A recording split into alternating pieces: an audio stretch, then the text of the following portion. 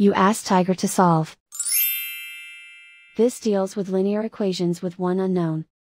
The final result is y equals 9. Let's solve it step by step. Group all y terms on the left side of the equation. Subtract 3y from both sides.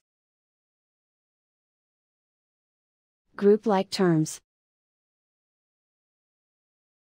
Simplify the arithmetic. Group like terms.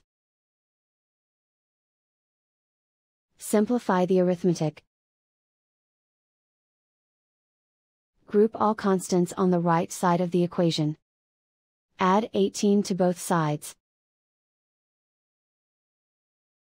Simplify the arithmetic.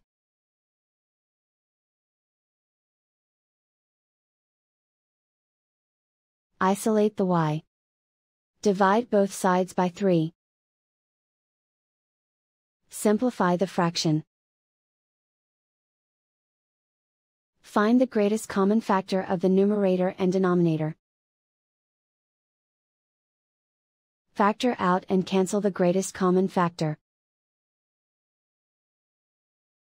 And so the final result is y equals 9.